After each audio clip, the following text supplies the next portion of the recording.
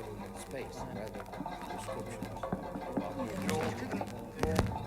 only suggested, yet they are needed, and the warm and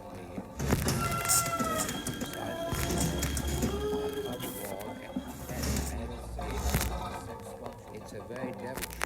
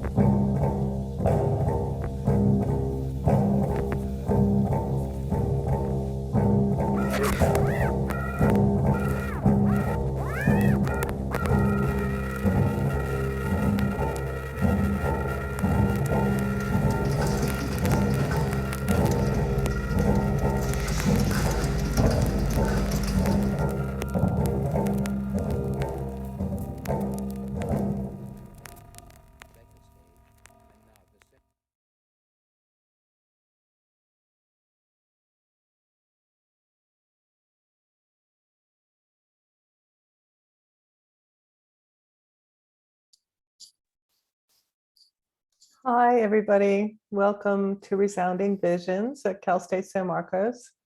I'm Christine Diekman, and I'm a professor in the Department of Art, Media, and Design, where I teach film, video, and sound studies. And I'm also professor of the course that's hosting this, which is the Introduction to Sound Studies.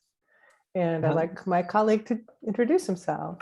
Hello, everyone. My name is Misael Diaz. I'm an assistant professor of art, media, and design as well at Cal State San Marcos and the instructor of AMD 368, Art of World Cultures, the other course that has been hosting the Resounding Vision speaker series this semester. We wanted to begin today's presentation with a land acknowledgement. Professor Diekman and I would like to acknowledge that we are speaking to you tonight from the unceded territory of the Kumeyaay peoples, and that the meeting place of CSUSM and its surrounding areas is still home to the 6 federally recognized bands of the La Jolla, Pala, Pama, Pechanga, Rincon, Soboba, Luiseño, Payam-Cowichim people. We'd like to take this moment to acknowledge and express our appreciation and respect for those groups whose homelands we reside and learn on, recognizing their stewardship of this land from time immemorial, despite the ongoing violence of settler colonialism. Given that we're not all together for this session, we invite you to look into whose ancestral homelands you reside on by consulting the resources that we will be sharing in the chat shortly as a first step in recognizing the resilience and strength of Indigenous communities and expressing solidarity with efforts to undo their intentional erasure. Thank you, Misael, for that acknowledgement. So welcome to Resounding Visions. This is a year-long series of BIPOC artists, musicians, and scholars who work at the intersection of sound and art to explore forms of cultural resistance and affirmation. The programming committee for this series includes faculty members Misael Diaz, me, Christine Diekman, Ana Luisa Patrisco, and Jeff Ray. I want to extend a very special thank you to Steve and Laura Wagner and the Epstein Family Foundation for the generous funding that makes these events possible. We also want to thank the School of Arts staff for their support, specifically Albert Rascone, who helps us present this to the public and to our students via Zoom. So all the presentations are online via Zoom and on Thursday evenings at 5:30 Pacific Standard Time. We urge you to stay informed by following us on Instagram, and I will put that in the chat so you can do that. So I pasted that in the chat, and you can check out our previous presentations from that series that are now available on our Art, Media, and Design YouTube, and I'll get that link for you in a minute, or Misael could get that for you, and we can provide a link to that as well. So Professor Diaz will offer more information and introduce our presenter for the night. So before I introduce today's guest speaker, I wanted to let you know that in lieu of using the chat to share questions and or comments with our presenter during the presentation, we ask that you please use the Q&A function. The chat will be closed shortly. So again, if you have a question or comment, please type that into the Q&A for us to address. We're more than happy to address all of your questions. So just type them into the Q&A and we'll get to them after the presentation, which will be delivered by Maria Chavez and will last approximately 45 minutes, we're anticipating, or so. So yes, please use the Q&A function. Now it is my pleasure to introduce our guest speaker for this evening, Maria Chavez. Born in Lima, Peru, and based in New York City, Maria Chavez is best known as an abstract turntablist, sound artist, and DJ. Coincidence, chance, and failures are themes that unite her book objects, sound sculptures, installations, and other works with her improvised solo turntable performance practice. One of her latest albums, Maria Chavez plays Stefan Goldman's Ghost Himolia, was nominated for a prize der Deutschen Schallplattenkritik in 2020. Currently, Maria is on the cover of the textbook on the history of experimental and electronic music by Routledge Publishing, and was a David Tudor and Robert Rauschenberg Arts Fellow and a Research Fellow for Goldsmith's Sound Practice Research Department from 2015 to 2017. Her large-scale sound and multimedia installations, along with other works, have been shown at the Getty Museum, the Judd Foundation, Documenta 14 and Castle, Germanyand Heck, amongst many other institutions around the world. She is currently an artist in residence with MPAC, the Curtis R. Prime Experimental Media and Performing Arts Center, and is presenting a new sound installation for Brick Art's Latin Abstract Painting exhibition, which is currently on view online, and we'll provide the chat, the link for that in the chat as well. We're so excited to have her joining us, so please join me in welcoming Maria Chavez. and take it away, Maria. Welcome, Maria. Thank you. That's actually an old bio too, because that exhibition was this past spring in 2021. So I believe there are images on the website of the exhibition that we'll make sure to share with you guys. Go ahead and share my screen here. Just wanted to thank you all for having me today. Very excited to be able to share my practice with you all. I just got into Seattle from, sorry, just want to make sure I'm doing this right. I just got into Seattle from Walla Walla at Whitman College in Walla Walla, Washington State, where I had a solo exhibition that's been up all season and is closing this week, actually on Friday and tomorrow. And so I was just there as a private artist in residence, getting introducing my practice to the artist directly, presenting workshops, and also bringing my book designer, Riley Hooker, who designed my first book of technique, Chance Procedures on Turntable, which is, I think, one of the key pieces of my career that has solidified my presence in art and sound art history. And so I was very grateful to Whitman College for letting me bring him to the campus so that we could have a one-on-one talk that was documented by the institution for researchers for researchers that might be writing dissertations on my practice. So I've been talking about the work all week long, and I was told by the teachers here that I should start by introducing the work as in the most detailed way possible. And so pretty much I'm known as an abstract turntablist. I consider myself a conceptual sound artist that uses the turntable as a tool in performance-based side of my practice.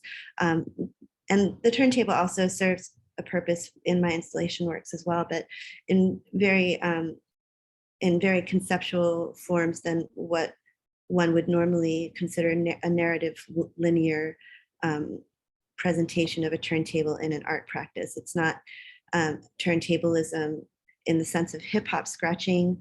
It's more, King Britt said, hip hop scratching, the DJs focused on the spiral and having the needle of the groove following the spiral of the groove.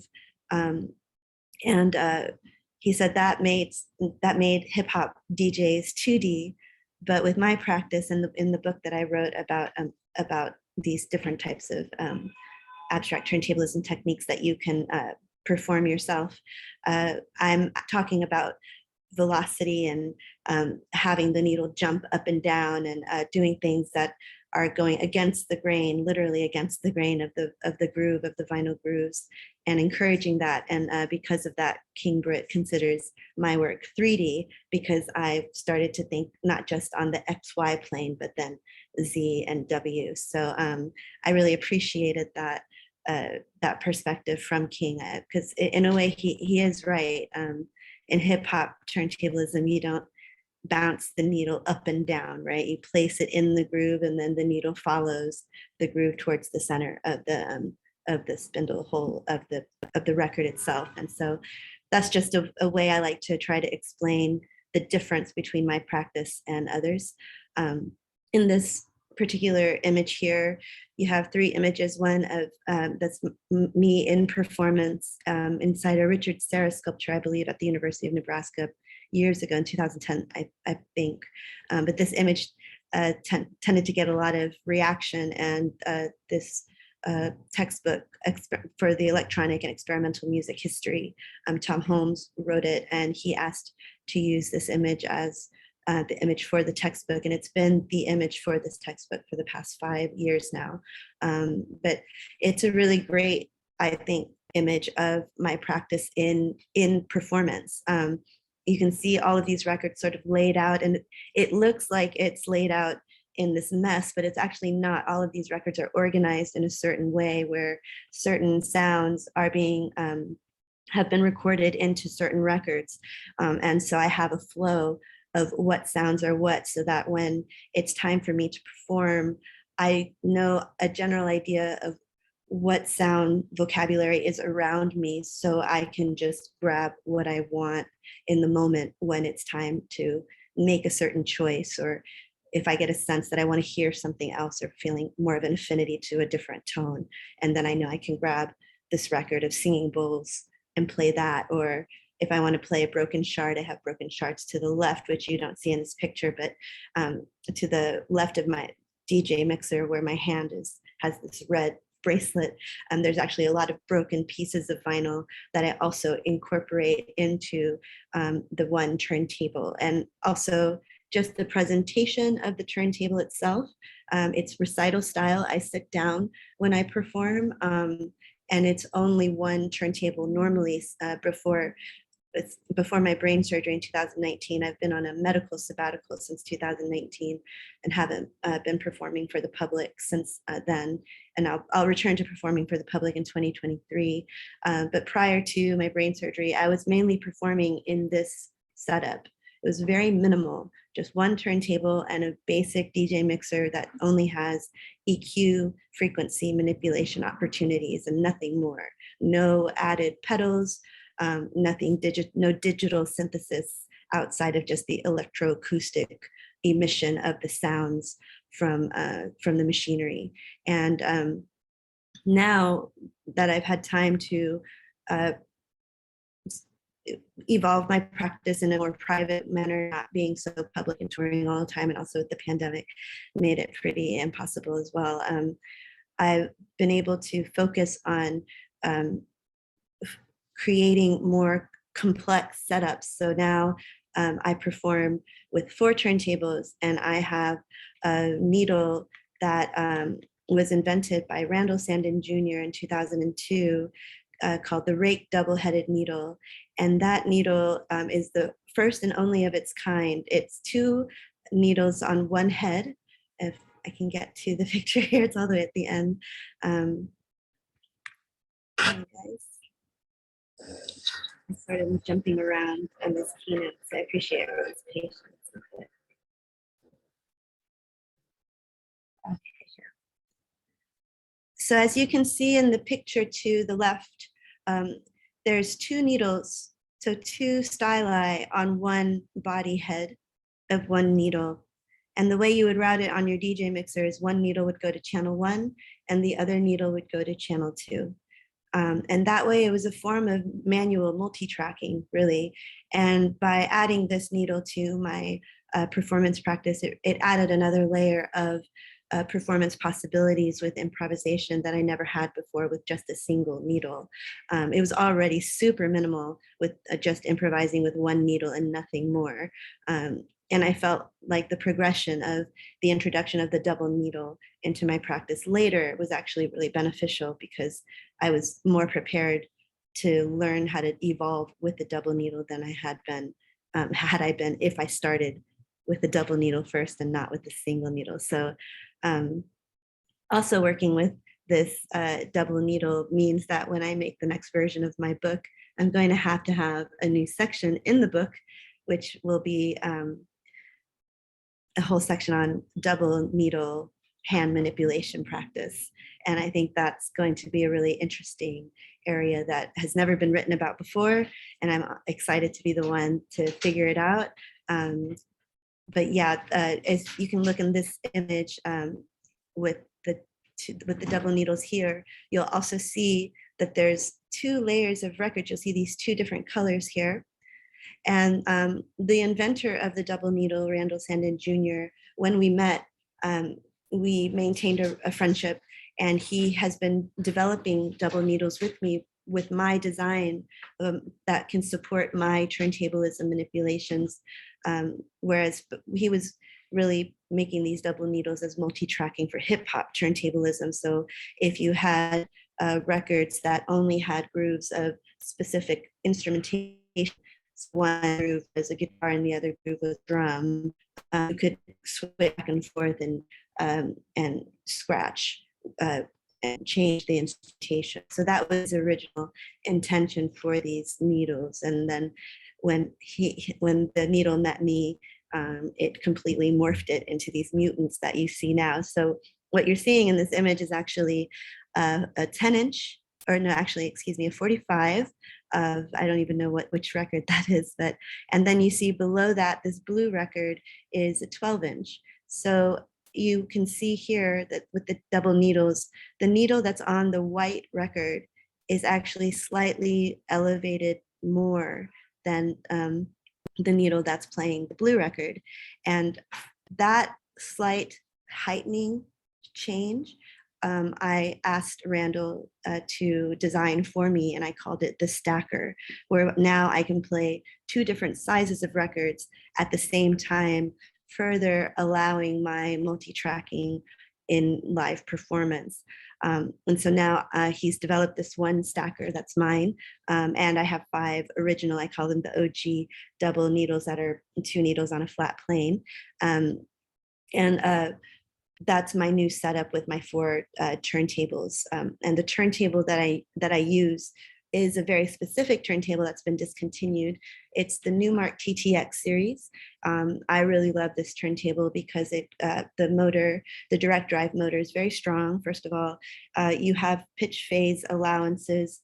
Normally on a Technique 1200 turntable, when you're at 33 1/3 RPM, your pitch phase only allows you to go either below 10% or above 10% of 33 1/3 RPM, which allows for some beat matching in DJing practice.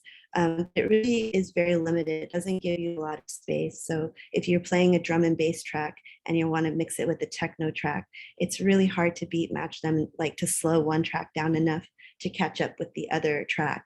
And with the Newmark TTX, it gives you 50% above and below 33 1/3 RPM or 45. It even goes up to 78 RPM, so it can play shellac records.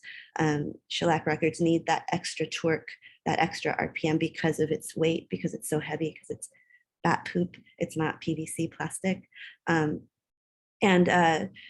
So I really like this turntable also because the direct drive motor can go in reverse.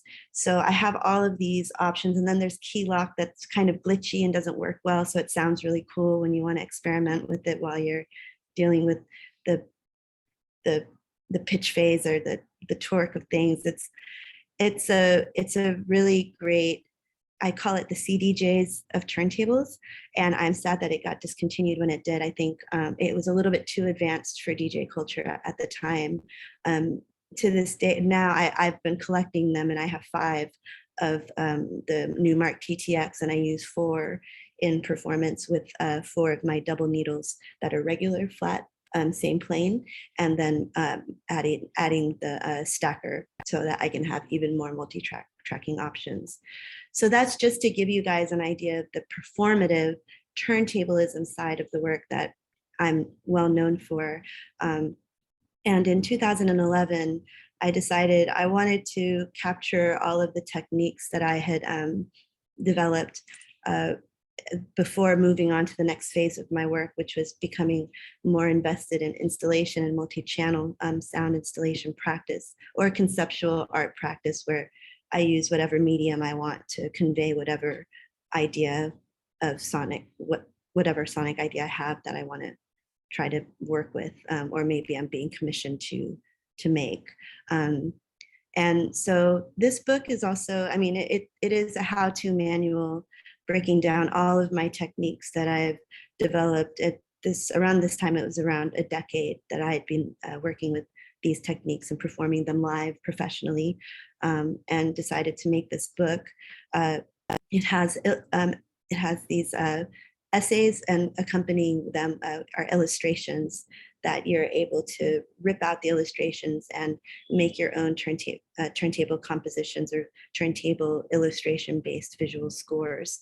And the whole idea actually conceptually was, and I hope it shows as I present some of these installations and pieces, I'm not really interested in the turntable for its musicality. It's really more for how it instigates chance and the present moment, and creates scenarios that are conceptually really challenging. And so if you hear rhythmic process in my performance, or my recordings, I should say, the rhythmicness of it is simply because it's on a rotating motor. And I'm not trying to completely detach the turntable from what its qualities are, which that's its mechanic quality. That's what it does. It's a generator, it's an energy generator, and all energy works with the spiral, it's physics. So for me, I see it as this machine rather than this instrument that I want to make pretty tracks with, you know. And so when I wrote this book, I invited my artist friend, Riley Hooker, who I have, who's just with me at Women College, and we were talking about this book in a lot more detail than I'm able to today, unfortunately. But I wish I could talk about only this book all day long, because I'm so proud of her. But he helped me to design a very minimal but clear manual of how to create your own abstract turntablism compositions using these techniques that I was able to break down. And then conceptually, I was hoping that people would realize that this book is actually an album for your mind. It's an inner ear album where it's working with your inner voice, your inner dialogue. And as you read the book, you're either reading it to yourself in your own voice, or you're trying to imagine my voice, or however your inner voice works with you.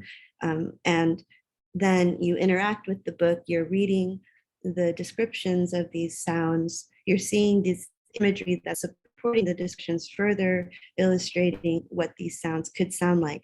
And your mind is trying to imagine the sounds.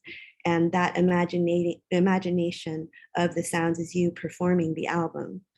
And then if you take it one step further and you actually bust out a turntable and start playing trying out the techniques and playing them and emitting sound, utilizing these techniques, you're performing the album.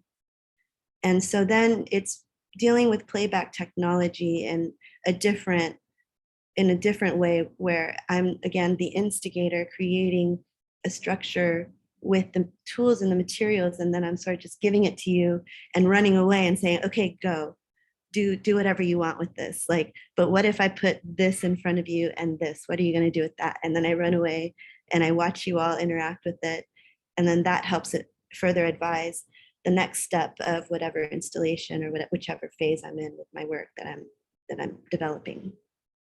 And so with this book, it really was my first attempt at creating a conceptual sound art album and seeing if people could really hook onto that idea and understand it. Unfortunately, it wasn't as viewed in the conceptual sound art way that I wanted it to be. It was mainly celebrated for the fact that it was the first of its kind as a how-to manual of this practice ever in history.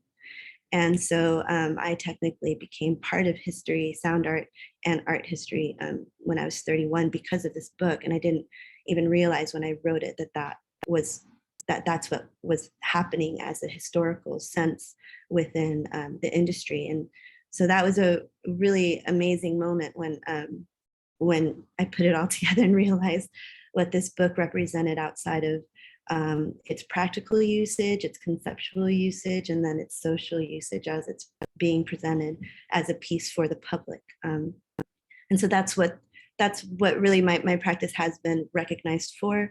The book is now part of many libraries and many universities all over the world. I was the only one that published it. I couldn't find a publisher to support it. And then as it started to sell well, I decided to hang on to the rights to publishing it because I liked making all the money and not having to share it with other people. And by the last pressing, it was on its 9th pressing, and that means 100 per pressing. So there's 900 books in circulation all over the world right now, and it was released in 2012. So a 10-year anniversary this year, as well as a lot of other anniversaries with that, because making that book was also a step in, like I said, a step finishing this 10-year practice and then taking the next step of the conceptual side of my work and dealing with other mediums outside of the turntable that also inspired my creative practice. And so you'll see in this image here, you have two paintings on the right-hand side, and then on the left, there's this album cover. Maria Chavez plays Stefan Goldman's Ghost Hemiola. And Stefan Goldman is a quite established electronic musician out of Berlin who made this album called Ghost Hemiola in 2018, I believe. It's a double LP of empty locked grooves. For those that don't know what locked grooves are, on a vinyl record, it's one cut groove in the vinyl that the needle reads, but it can't advance forward because it's not cut as a spiral, it's cut as a circle. So it's only a loop. It's only able to play as a loop and can't advance forward.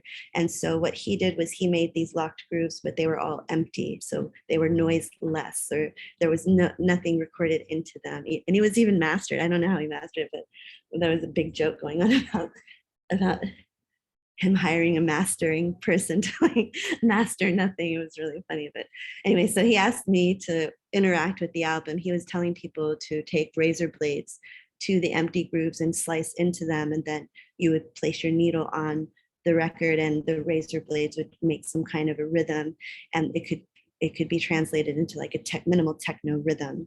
And I tried my hand at that when he first asked me to do the remix of the album, and it just didn't really work very well with my mode of thinking. And I decided, well, I've recorded a lot of really cool physical glitches, because if you think about when the PVC is nicked on the vinyl itself, that's like a physical version of a digital glitch. It's a glitch within the medium that's playing back.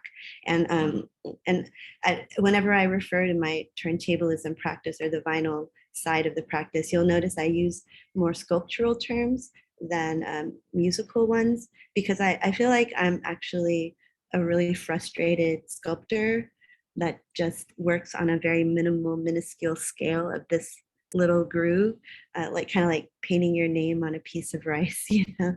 And you can't actually see the carving that I'm doing. You can only hear the result of it. And because of that, I see it as a subtractive practice, as a subtractive form. And because you are removing PVC from the vinyl itself, the actual plastic itself. And over time, the surface area of the vinyl record does change. And so I think ultimately I'm actually more of a sculptor than a musician or a sound artist. But I'm hoping one day to get my hands on some marble and some stone and start chipping away and seeing where that could take my practice. But until then, I was taking these glitches from this album that I'd manipulated and recorded all of these broken mistake sounds.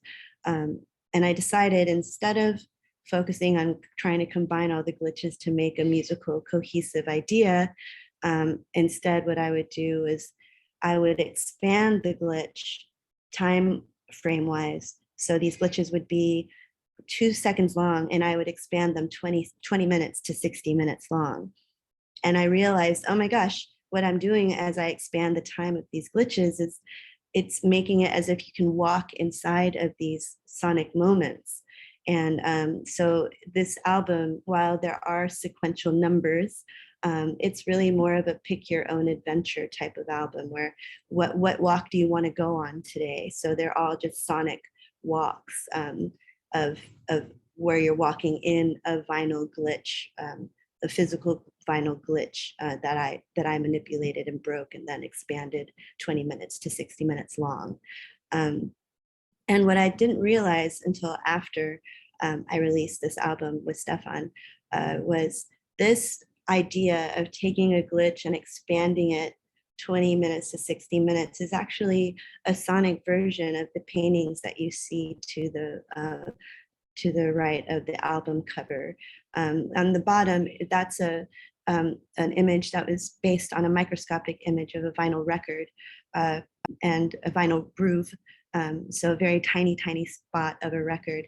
And that piece is actually 9 feet by 11 feet. So it's quite big, quite grand.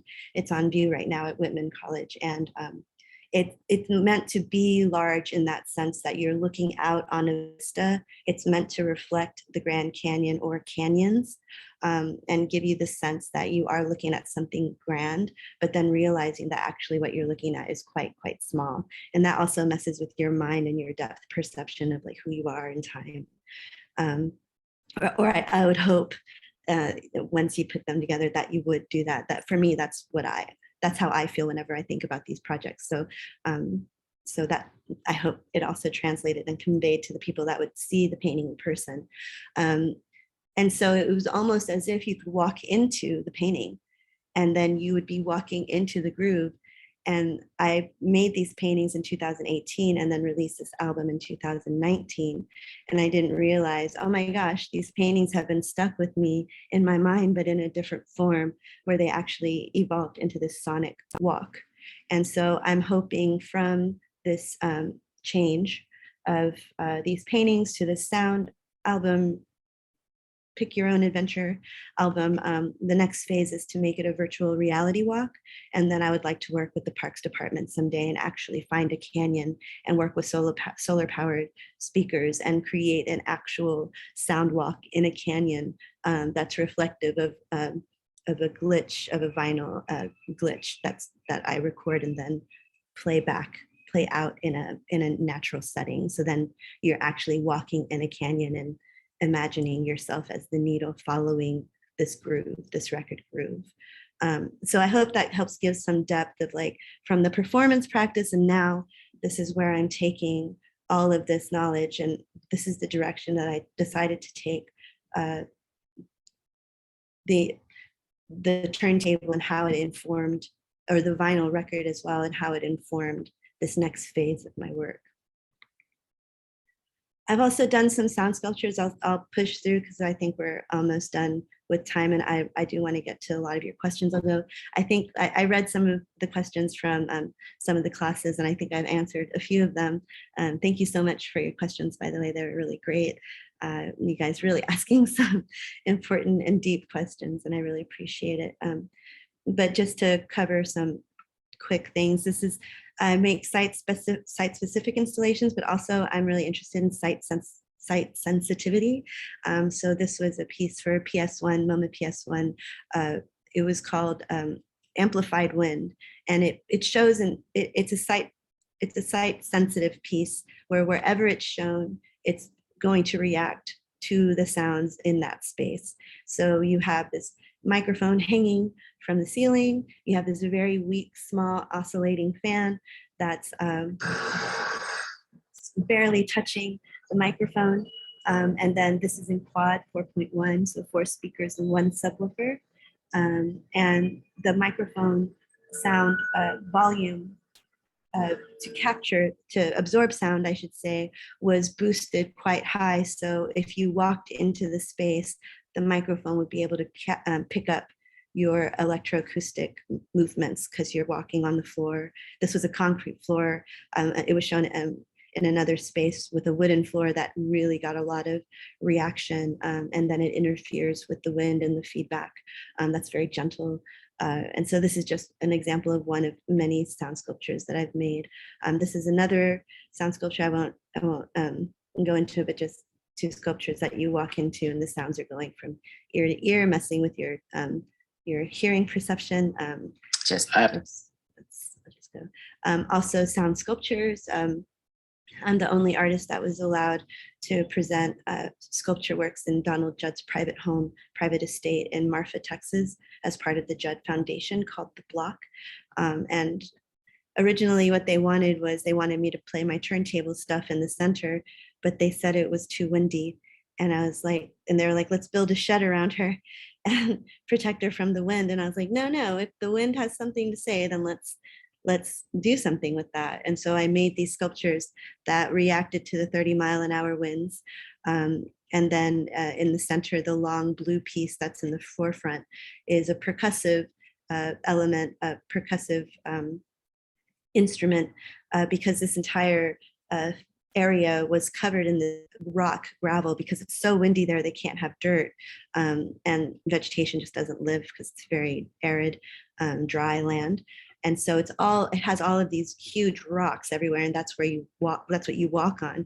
And I wanted to also provide some type of a sculptural element that incorporated the ground as well as the wind. So you have the two wind instruments to the side, you have the long piece in the front that's meant to, kids really love to take the rocks and throw it on the long blue piece. It sounded like a snare drum, really, really fun sound.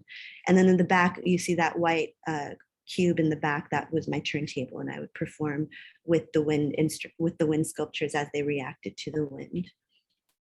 So still incorporating the turntable, but it's really never the focal point. It's always whatever the scenario that I'm being commissioned in as the focal point. Underwater installations, I love making things underwater. I've made sound installations for up to 128 speakers. I am still currently artist in residence at MPAC, that has a really great ambisonics multi-channel theater space that I'll be making some new pieces next year. I was working in their other theater before the pandemic at the start of my residency, but then things were put on hold because of the pandemic. This piece should be available to hear online somewhere. It's a piece I made for Documenta 14. I'm just trying to breeze through all of this now. Silent sound installation, that was the other thing I wanted to say about the paintings. As an exhibition, I really wanted to present a sound art exhibition that emitted no sound. It was really important for me because I feel like everyone is pushing sound art as sonic emission only. And I feel like sound art is more than that. Sound art is focusing on all of the phenomenon of sound. And I love the democratic nature of sound, because even if you're deaf, you can feel sound. And so that's why I like to work with it, because more bodies are able to interact with it than, say, visual art, where if you're blind, you can touch the painting, but you won't know how to, blue doesn't feel different from yellow, so it's hard to explain to someone that's blind. Describing color is so difficult. And it's something that I think about a lot. And that's one of the reasons why, especially now with my condition, I'm now a disabled person dealing with a chronic issue. And so I want to make sure the further my installation practice evolves after when I return back to work in 2023, that the installations are as inclusive of all bodies, not just able bodies that are able to hear. And so that's why I wanted to present a solo exhibition where I'm the sound artist, but there is no sound. And it really confused people, like, but I didn't know you could paint. And I was like, well, I don't paint, but I wanted to make a show that questioned sonic emission. So I guess I need to paint. And so I really just use any medium I want and utilize it to express whatever idea I have now. And sometimes the turntable is the focal point of it. In this particular case, again, that back painting is a vinyl record, a vinyl groove, microscopic image of a vinyl groove, 9 feet by 11 feet. And then to the sides, you'll see these sort of peak paintings, and those are the tips of styli of vinyl records that I painted as mountaintops. And I'm just gonna bust through. These are some sound installations I've presented in the past. The exhibition that was up here at Whitman was my first retrospective of all of my works on paper. So it included the topography of sound paintings, along with other works on paper, along with my book, of course, which is a work on paper. So this is over, sorry, I'm just trying to power through here. So yeah, why don't I just do that? So now I'm working with 4 turntables, 2 DJ mixers, and 4 rake double needles along with my stacker. And we are hoping to make the double needles, both designs and some new designs that I'm working with him right now on. We're hoping to make them available for the public in the next few years so that you guys can buy them too and start to manipulate with them. They're so fun to manipulate. You can find an article about me in Art Forum. They wrote about me, my friend Natalie Heron, who did an excellent job, I thought, with the article. And that's me actually and Marfa performing on the turntable for the wind instruments. But that article is available online on the Art Forum website. That was in June of 2021. And then I wrote an article for Guggenheim eFlux about neuroplasticity and the artist's role, or multimedia installations' possible role in exercising the neuroplasticity of society. And as our roles as artists is to generate opportunities of new neuron connections, so that we can exercise neuroplasticity enough for the general public, that they are able to then interact with reality in a more productive and proactive way, because we have been exercising their neuron connections with our presentations of our new ideas. So I think it's really important as artists to remember that even if you're not the most famous artist in the world, the small group that you do touch every day, you are serving a vital role. You are helping them exercise their neuroplasticity by presenting them with new ideas that they find interesting, which is why they follow you and pay attention to your work. And I hope that helps some artists try to value themselves and their work a little bit more, because it's more than just making it in the industry. It's about who you connect with and how the work again creates new connections in your mind, where you suddenly see things in a different light. It's such a gift when people are able to do that for each other, and I think it serves an actual sociological importance.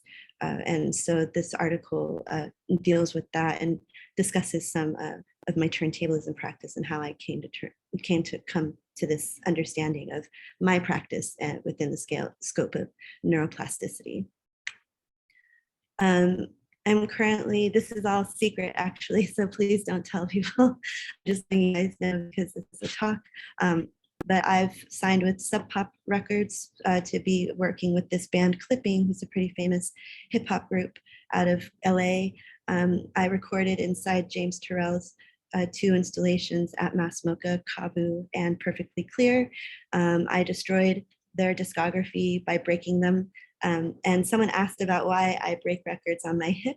It's actually the most practical way to break a record. It's, if you place it just below your hip, it just gives you the right amount of energy you need to snap it. If you do it any other way, it also is the safest way, because that sometimes it shatters, and if you don't close your eyes, you can get vinyl in your eyes. So after teaching people how to break records for so long, I realized that using the bottom of your hip bone of whatever hand you write with is the best way to break a record. There isn't any other artistic, it's just a matter of fact from my experience. So I took Clipping's entire discography, broke them in front of them in the Kabu space that you see here, and then I performed the broken records on the 4 turntables, 8 needles in the Perfectly Clear space, and the boys mic'd it up in super fancy ways, and it will be an installation and an album along with a video, but that will probably not be out for another 2 years or so. So I'm just letting you guys know that it exists and it's happening, but it's going to be a long time. But when you hear about it, you'll remember, like, all right, Maria was talking about that. This is the exhibition that closes tomorrow at Whitman, Paperworks, Paper, Sound, Motion. Those are the commonalities of all of the paper pieces that are in the exhibition of the show.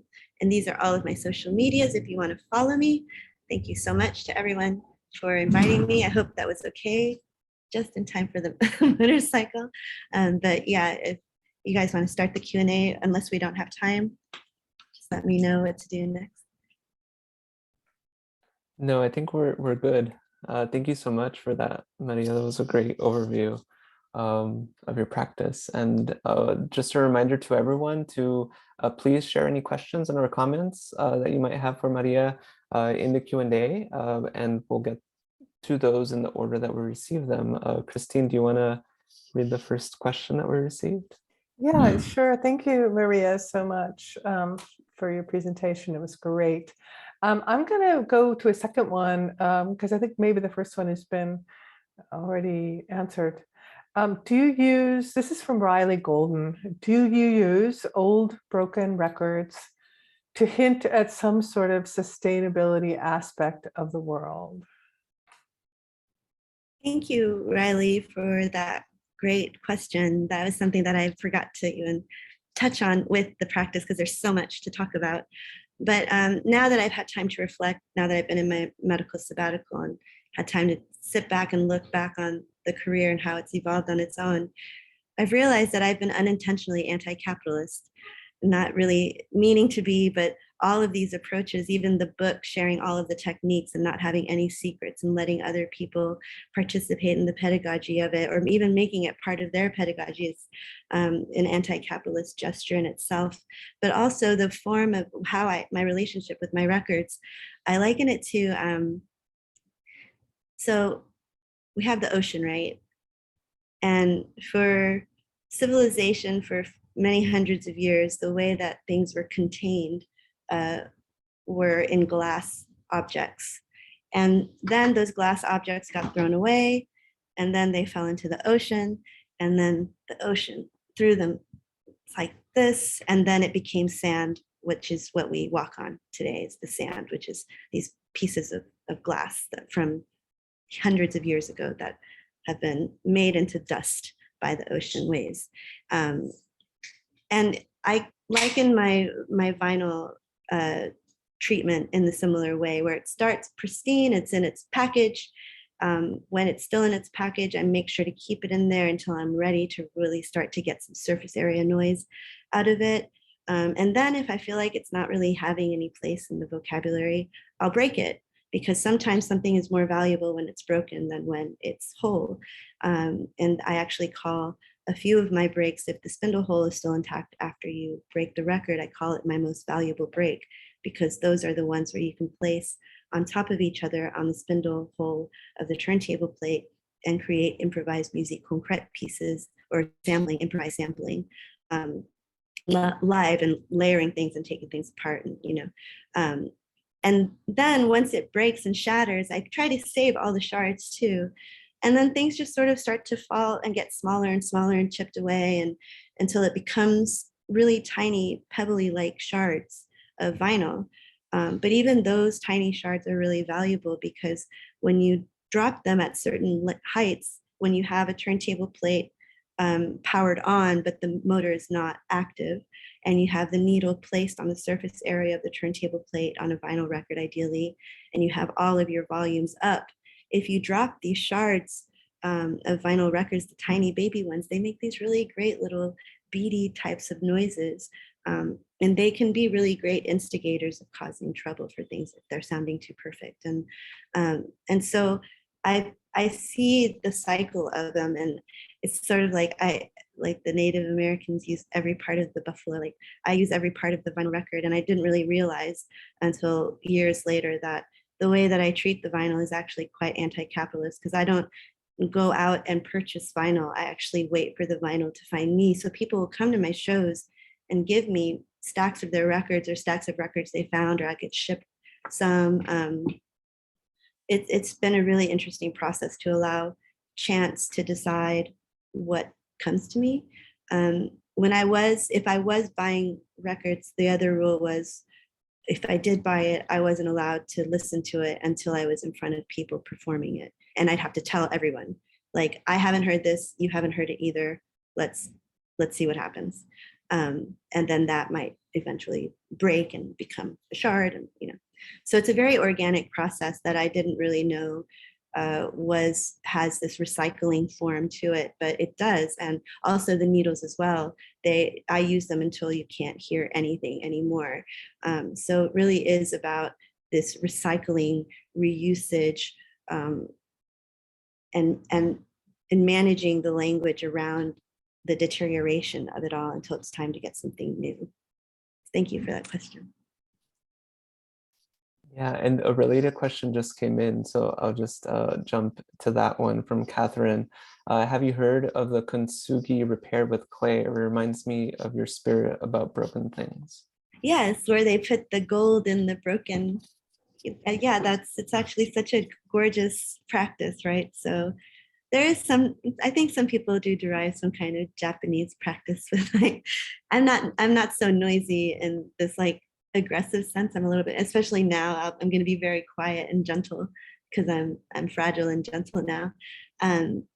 But yeah, no, I am familiar with that practice. I try not to draw any parallels from that tradition, but I can see how people can draw those 2 points together, and I appreciate that perspective. Thank you. Yeah, and I think something that you alluded to right now when you're talking, especially about like dropping the little shards of vinyl, is that the quality of the sound is maybe not typical to what people would describe as like nice. And this is what one student, Anthony, had a comment around this. He writes, I'd like to ask, was it very difficult for you to detach yourself from the traditional or conventional ideas of what sounds quote unquote nice? This is obviously a subjective matter, as different people like different types of music or enjoy different sounds, etc. But in general, there seems to be a consensus for things that sound nice and things that sound brash or harsh. Your work seems to instead focus on its own specific quality of sound, and I'd love to hear more about that. So I don't know if you can maybe speak a little bit more about that, Maria. I mean, that's a whole symposium right there. We could have so many conversations about it, but to try to keep it short. So Pauline Oliveros was my mentor, not in an academic sense as much as a personal friend who really guided me and gave me a safe space to be able to make this work in the first place. I sort of liken her to she was the first and only kind female presence in my life. And because she noticed that I had lacked that environment, she provided it for me, which then helped inform this practice and make it what it is today. And I really value a lot of what Pauline had to say in the early parts of my career. And we were talking years ago about how humans assign certain sounds to certain assumptions of mood. And I chose the example of a child wild in play in a narrow hallway where there's maybe a stand with a vase on it. And the kid's not aware of its size or what they're doing, let alone like what's nearby that's fragile, because they're just in their mind of play, right? They're nuggets. They're still evolving with their brains. And so then, of course, old story, we all have a story like it. We hit the table and the vase goes crashing down and falls and crashes and breaks. And then I asked Pauline, I mean, what's the next noise you expect to hear after that? Probably some adult screaming at you, telling you that what you did was wrong. And so when I thought of that scenario, I was like, wouldn't it be amazing if a parent held off screaming and instead made sure that the child was okay, and then asked, what did that sound like? Because now, if the sound is associated to the parent screaming at them, for the rest of their life, they're going to hear this sound with that tone to it. And that kind of sonic impression that we have from the beginnings of our abilities, of course, we're all talking able-bodied hearing beings, it's all informed by our families and our societies and what we were exposed to, what we have access to hearing. And so I think when it comes to my practice, what really got me was the question of redemption. Why is this sound wrong? And if it's wrong, is there any chance that the sound can redeem itself and become right? Or am I so trained in my hearing and listening? Pauline says the body hears, the mind listens. So we're dealing with, just survival mechanisms of hearing as a sense for human survival. And then we're dealing with listening and how we've assigned these sounds to these experiences. And that is what guides us all individually. And it's our own private relationship. And it's something that Pauline taught me to respect very early on. She's like, everyone has a very private relationship with how they choose sounds. And it's really up to you to present these sounds in the most neutral way possible, to see if they can redeem themselves, if people can re-listen to it and question it. And just by doing that alone, you're doing the public such a service. And I never really understood that until years later, when then I was hearing these ugly sounds as really beautiful. And now when I hear white noise, and I like, again, using sculptural terms, frequency, you know, you're sculpting with the frequency of taking the lows and the mids out and pulling up the highs, and now it's more tinny sounding, you know, like that's all from my own private relationship with hearing and listening and how I've evolved with it, because it's been my practice. Whereas someone in the general public probably doesn't sit and focus on it as much. So then sounds like that are a little bit too much, a little bit too soon, too aggressive. And I hope with the presentation of my performance, it allows the sounds to enter in a more gentle way. And there's a quick story of a show I had in Castellon in Spain years ago, in the museum there. And I was performing, and it was this theater, black theater. I couldn't see any of the people, but it was seats, you know. And I kept hearing this child crying throughout one piece.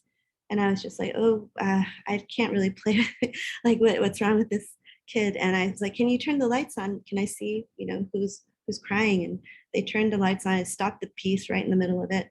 And I said, do you want to come up and play?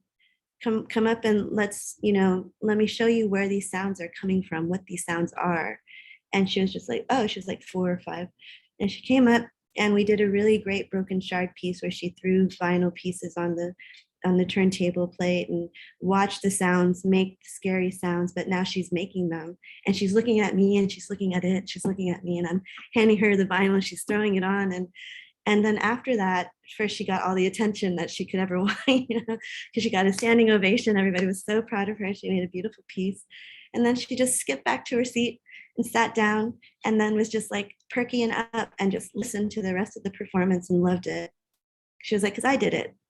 And I'm like, yeah, you see, that's all it is. And from that point on, her parents said, like, I really hope that this changes, because she gets scared by sound a lot. So this could be really therapeutic. I don't know any new news from that since then, but that was also a really great example for me to be like, wow, our listening experience is so private and so singular. And it's really up to us how we choose to interact with these sounds. And as my practice evolved, I realized, like, I need to figure out how to be able to present these in a neutral way as a form of the sonic redemption, to see if it works for other people. And it might not, and because you just might not like it. And that's okay too. You know, it's not really meant to be good or bad. It's just there, it just exists. So thank you for that question. Okay, Maria, I think we'll have one more question. Oh, sure. And this is a question from Heather Lee. And Heather Lee is asking about challenges that you faced as a woman in a male-dominated career path. Were there any obstacles or prejudices that you had to face as you started out as a novice DJ? Or what advice could you give another woman who wants to enter that genre of music making? And what is the payoff given all the challenges? Oh, man. What a question.